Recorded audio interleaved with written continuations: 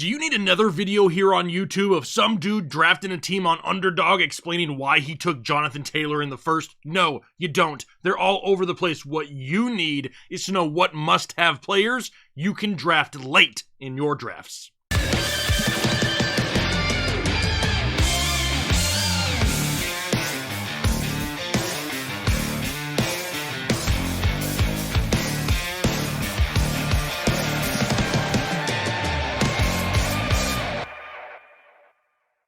What is going on, Headliner Nation? Jake, Fantasy Headliners. Hopefully everybody's doing well out there today. We're talking about a few players that you need to focus and pay attention on late in your fantasy drafts here this year in 2022. Great value, potential upside, smash picks late in drafts. Now, before we get into these names, two quick things. First thing, a like goal. You're knocking them out of the park. So if this video can get over 1,800 likes, free draft guide to a random person down below that leaves a comment on this video. So hit that like button, leave that comment down below, and I'll be picking a winner soon, I'm sure. But also, maybe you've already drafted. If you have, it's way too early. You need to back that ish up a few weeks, okay? But secondly, maybe you look at a list like this or our videos over the last few weeks and like, man, I can't draft all these guys. Now is the perfect time to start up a new league over on fantrax.com. Use the referral code Headliners when you do so, and you're going to be entered into the Fantrax Game Day experience where you can win tickets to any NFL regular season game for you and your entire league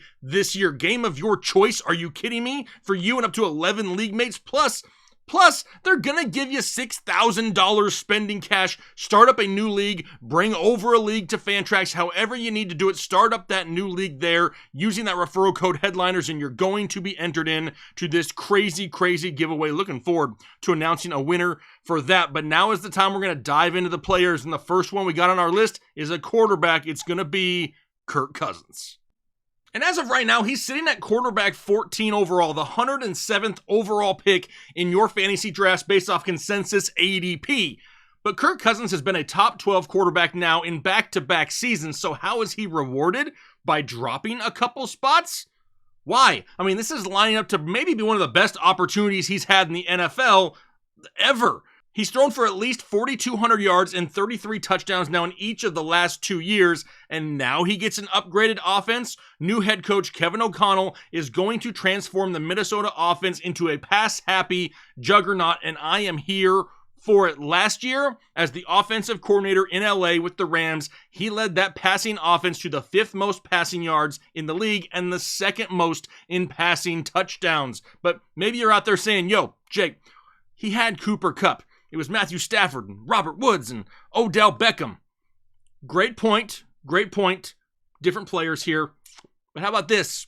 Over the last 5 years, Kirk Cousins has more passing yards, more touchdowns, and less interceptions than Matthew Stafford. And are Cooper Kupp and Robert Woods or Odell Beckham or even Van Jefferson that much better than Justin Jefferson, Adam Thielen, KJ Osborne? I mean, we know the Vikings have a better backfield with Dalvin Cook and Alexander Madison, potentially a playmaking tight end in Irv Smith Jr. as well. But Jake, how do you even know this type of offense fits Kirk Cousins? How do you know he can run an offense like this? Well, he's kind of done it before. Do you want to take a guess on who his offensive coordinator was for 3 years while he was in Washington? It was Sean McVay. And in 2016, with McVay as his offensive coordinator, Kirk Cousins set a career high in passing yards with 4,917. And his leading wide receivers that year were guys like Pierre Garçon. Give me a break. The guy can absolutely explode this year. He hasn't thrown for more than 561 pass attempts in his last 3 seasons there in Minnesota. Last year, Stafford threw right around 600 at 601. If we can see Cousins just get 40 more pass attempts just to reach that 600 number, anywhere in that ballpark, he's verged top 8 in fantasy football and currently going as quarterback 14, a great value. If you are one of those players that likes to wait until late in your draft, 10th round-ish, Kirk Cousins could be sitting there for you, and with the weapons that he has this year in Minnesota, he could absolutely blow the top off of things and be a great value, a huge late round steal. How about a running back now? A name that you probably may not have even thought of this year, NYHEIM HINES of the Indianapolis Colts. Now, I understand when you hear that name, you're probably thinking, why? Jonathan Taylor is there. No way do I want NYHEIM HINES. You really do this year, and I'm going to tell you why. In the 11th round, you're really trying to find guys who have that potential upside, right? There's no for sure starters, and there shouldn't be. You shouldn't be in round 11 trying to find a starter. If you are, you haven't drafted correctly, so you're looking for that potential upside. In 2020, NYHEIM HINES finished as running back 20 overall in half PPR. So what made him fall down the ranks in 2021? Sure, Jonathan Taylor's huge season played a part, but what else changed in that offense in Indianapolis? The quarterback did. They went from RB checkdown king Phillip Rivers to somewhat home run happy Carson Wentz in a different style of offense. But now we fast forward to 2022 and we get another running back checkdown king in Matt Ryan now as the quarterback for the Indianapolis Colts. Last year, there was no quarterback in the NFL that targeted their running backs more than Matt Ryan. 146 targets to running backs in 2021 for Matt Ryan. The checkdowns are a-coming for one NYHEIM HINES. Now, is JT going to get all those targets? Absolutely not. No way. Even in the crazy year that he had in 2021, he only had 51 targets. He was just uber efficient with what he got. There's plenty of room for NYHEIM HINES to eat in this passing game in Indianapolis. But we know that the Colts don't want to just continue to run Jonathan Taylor into the ground. They want to kind of make sure he has a nice, long, healthy career there in Indianapolis. And how do you do that? Well, you limit some of the touches a little bit, and you give it to guys like NYHEIM HINES who can definitely make things happen when the ball is in his hands. Plus, we've already heard the head coach himself came out and said, hey, if I was playing fantasy football, I would draft NYHEIM HINES this year.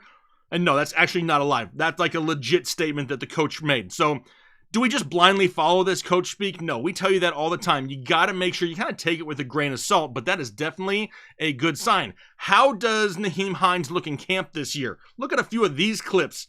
This guy is absolutely balling out and is going to be used as a wide receiver at times. That is a great sign for what we're talking about here. We've seen him over the years not only just run between the tackles, get goal line work, targets in the passing game. He's somebody who's overall a weapon in an offense that they're going to utilize more this year. Do not sleep on NYHEIM HINES in 2022. In the 11th round, more than likely your running back 4, maybe even your running back 5 at that point. What risk do you have? The potential upside, top 20, and I will definitely take that here this year. A wide receiver, Tyler Boyd, Cincinnati Bengals. And what's crazy is this guy's sitting at wide receiver 51 right now. 126th overall. So what is that? That is like 10th round, 11th round-ish. Everyone loves Jamar Chase. Everyone loves T. Higgins. Everyone loves Joe Burrow. A lot of people love Joe Mixon. Tyler Boyd out there kind of looking like the last kid on the playground that just doesn't get picked for a team. All right, he's just standing out there all by himself. Nobody really cares about Tyler Boyd.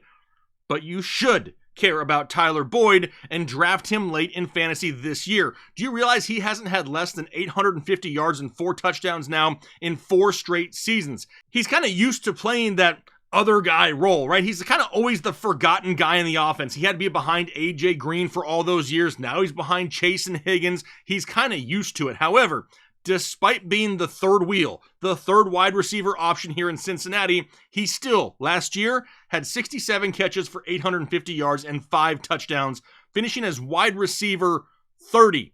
Reminder, currently going as wide receiver 51. Now, a lot of this has to do with his ability to play in the slot and really create mismatches, which we love. 582 slot snaps were number 1 among all NFL wide receivers just last season.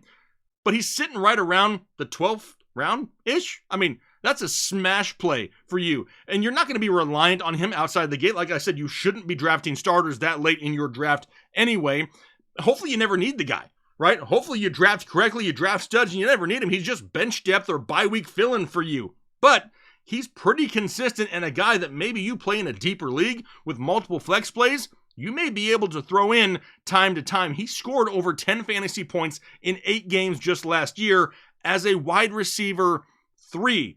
But here is the real reason why I'm drafting him here this year. Not only does he have that weekly flex appeal, but what happens if T. Higgins or Jamar Chase miss time?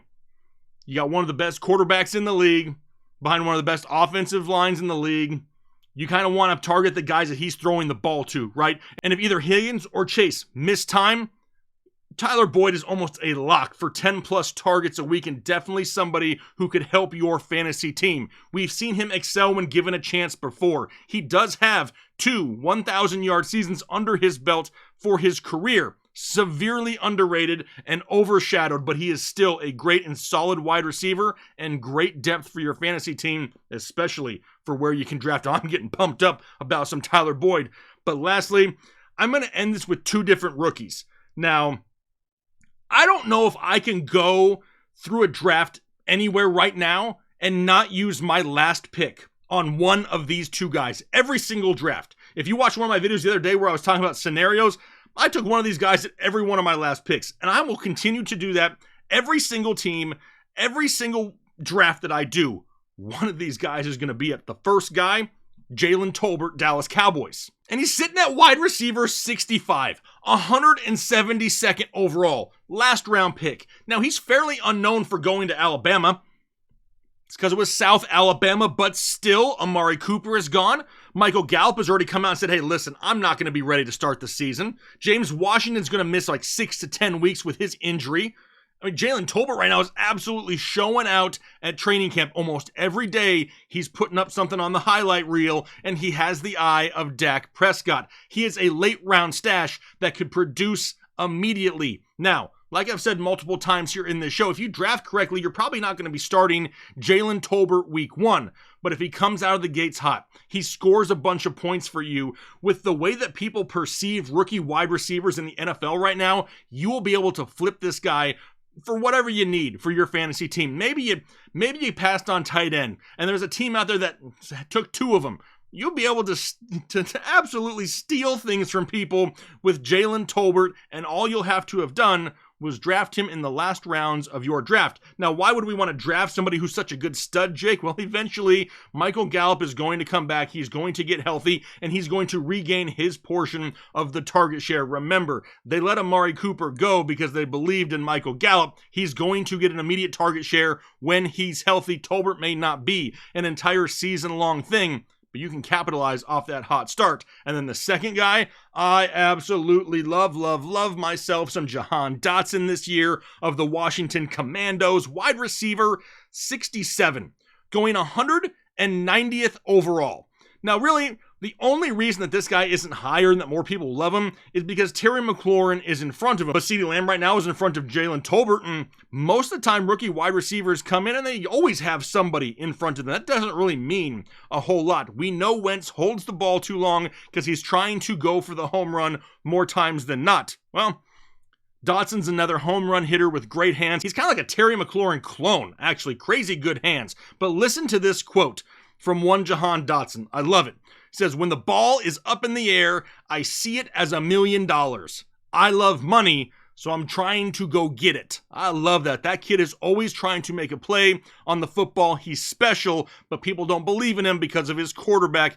You're not investing anything in him on draft day. Take him in the last round, and he could be one of those surprise rookies for you this year. I'm going to go out here and say this. At the end of the 2022 season, it would not surprise me at all if Jahan Dotson is the #1 scoring rookie wide receiver in the NFL. Am I saying he's going to? No, but it would not surprise me whatsoever. That's how highly I respect the skill set of one Jahan Dotson. Definitely somebody you need to draft late in your drafts. Now, obviously, this is not one of those situations where you're going to go and take all of these guys in this video. There's going to be other guys in certain areas of the draft that fall to you that make more sense. But at some point in this draft, you're going to be on the clock looking at names going, I don't really know where to go. None of these guys are really standing out. That's where these names come into play because they should come to the forefront of your brain and make you click that draft button on draft day. That's why we're trying to bring their name to light here just a little bit for you for 2022. Now, obviously, don't forget about signing up for the new leagues on Fantrax, the game day experience, the ticket giveaway, you and up to 11 league mates, NFL game of your choice, and $6,000 spending cash. I mean, you got to get on it now. Make sure you use code word headliners when you create that new league on fantrax.com. Looking forward to somebody from Headliner Nation walking away with that prize here, hopefully. So make sure you get all signed up. I'm going to hop out of here for the day. Hopefully you guys enjoyed the content. If you did, don't forget, hit that like button down below. But hopefully you have a great rest of your day, a great week. and we'll talk to you later. I'm a hit,